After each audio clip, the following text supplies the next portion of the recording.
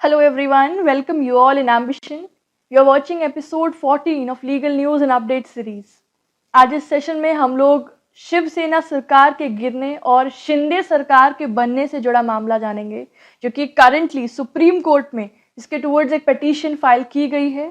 तो क्या है पूरा मामला, what is this Shiv Sena rift, और शिवसेना सरकार के गिरने और शिंदे सरकार बनने से जुड़ा हुआ इस मामले में कई सारे संवैधानिक प्रश्न उठे, जैसे सरकार बनाने का आखिरी फैसला कौन लेगा, सदन में स्पीकर या डेप्यूटी स्पीकर की ताकत कितनी होगी, विधायकों की सदस्यता पर फैसला कौन लेगा। अब क्योंकि ये सब मामले संवैधानिक थे, इसीलिए सुप्रीम कोर्ट पहुंचे। इसमें याचिका सुनी गई chief justice of India DY Chandrachud ji की बेंच में, और ये 5 जजेस बेंच थी, जिसमें बाकी 4 जजेस थे justice MR Shah, justice Krishna Murari, justice Hima Kohli और जस्टिस PS नरसिम्हा। अब इस केस के अंदर पिटीशन फाइल की गई कि इसे रेफर करा जाए to the further larger bench. तो आज यानी फ्राइडे को सुप्रीम कोर्ट की 5 जजेस बेंच ने कहा कि इस केस को फर्दर लार्जर बेंच को रेफर करने से पहले कोर्ट इसे मेरिट पर डिसाइड करेगी। Now what do we understand with this term that the case will be decided on merits. तो इसका मतलब होता है कि जो जजेस हैं वो इस केस को फैक्ट्स के बेसिस पे डिसाइड करेंगे, वाइल इग्नोरिंग एनी इमोशनल और टेक्निकल आर्ग्यूमेंट्स। किसी भी तरीके की इमोशनल या टेक्निकल आर्ग्यूमेंट्स को साइड रख के उन्हें बीच में ना इन्वॉल्व करके कंप्लीटली फैक्ट्स के बेसिस पे जजमेंट दिया जाएगा। तो this is the meaning of that the case will be decided on merits. और मैं बताऊं कि इस केस में पेज क्या है कि जो भी पिटीशन फाइल की गई उन पर फैसला तब होगा जब सुप्रीम कोर्ट अपने ही एक पुराने फैसले की वैलिडिटी तय कर देगा। अब उस केस का नाम क्या है? उस केस का नाम है Nabam Rebia versus deputy speaker, 2016 का केस है।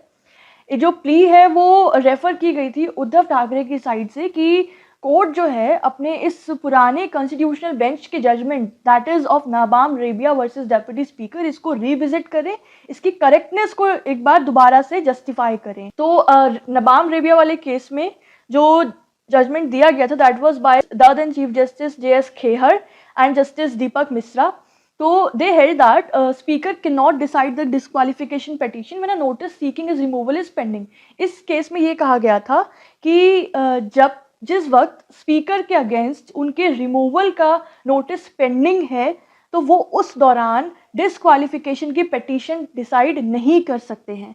साथ ही साथ इस केस में ये भी डिसाइड किया गया था मुद्दा कि क्या गवर्नर CM या कैबिनेट के अप्रूवल के बिना हाउस को डिसॉल्व कर सकता है या नहीं कर सकता है, राइट। तो फिलहाल 5 जजेस कॉन्स्टिट्यूशनल बेंच ने डिसाइड किया है कि इसको फर्दर लार्जर बेंच को रेफर करने से पहले इस मैटर को मेरिट के बेसिस पे सुना जाएगा, उसके बाद ही इसको डिसाइड किया जाएगा कि फर्दर लार्जर बेंच को रेफर करना है या फिर नहीं करना है। And the merits of the case will be heard on Tuesday, that is 21st February, और इस केस को मेरिट पर सुना जाएगा 21st February को।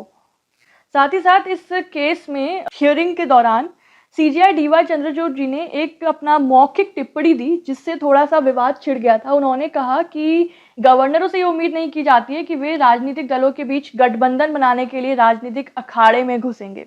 अब देखते हैं आगे फर्दर इस केस में क्या जजमेंट आता है और क्या सुप्रीम कोर्ट की बेंच हेल्ड करती है। तो आगे की सारी अपडेट्स के लिए आप हमारे चैनल को सब्सक्राइब कर लीजिएगा। We will be back soon with another such informative content. Till then take care of yourself, have a good day, bye bye.